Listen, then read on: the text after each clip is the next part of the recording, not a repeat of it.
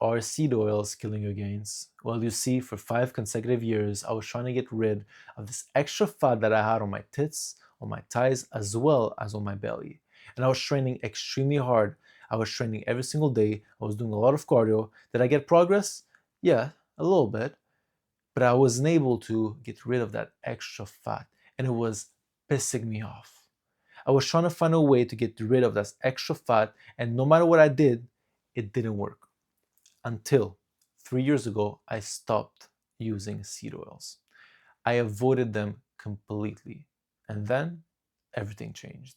Surely you already know all the beautiful health effects that seed oils cause to your body, like all the inflammation, all the blood clots, all the strokes, all the heart attacks that it causes you. Those beautiful health effects, they all come from seed oils. But most importantly, that's the thing that is preventing you from losing this extra weight. And here's the thing.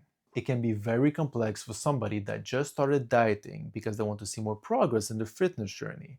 And of course, they're intelligent. They understand that without the diet, it's going to be extremely hard to get the body that they want. You cannot just work out and eat like garbage and expect to get the body that you want extremely fast. You need to focus on your diet. So they're intelligent about it. They want to focus on their diet, but it can be very complex. Why?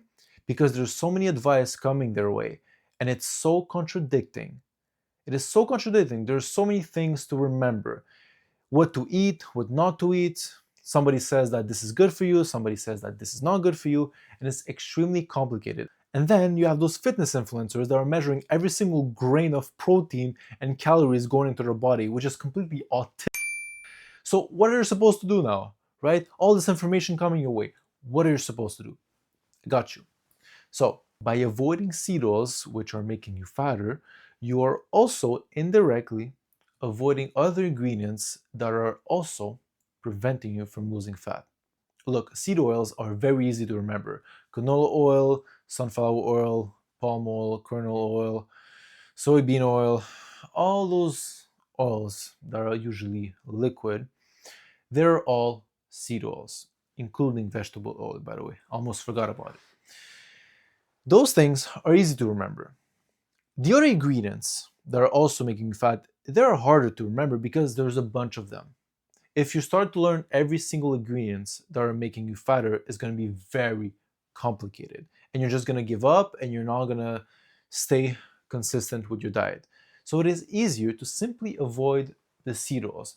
And the interesting thing is, those seed oils, they always come with those other ingredients, which makes it easier to filter out all the food that you shouldn't be eating.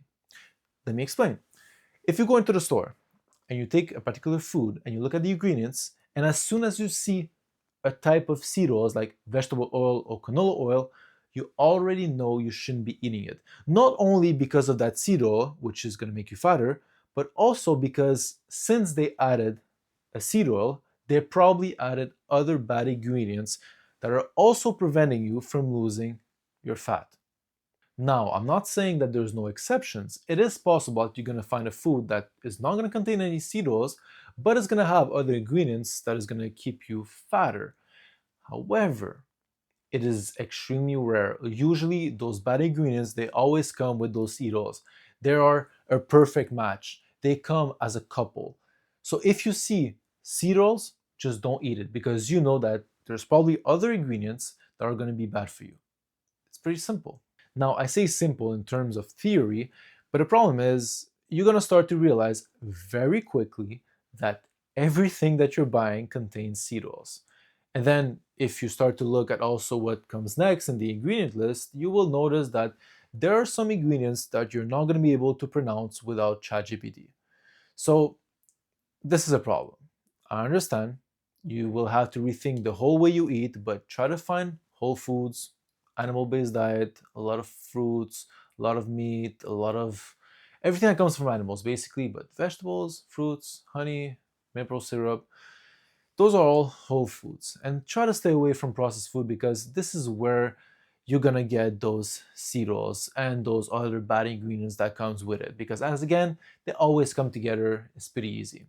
So that's what I mean when I say, like, don't try to remember all those other bad ingredients that are not good for you and are preventing you from losing fat. Just remember all the seed oils. You can just Google seed oils, and then you're gonna have a list, and those things are pretty easy to remember.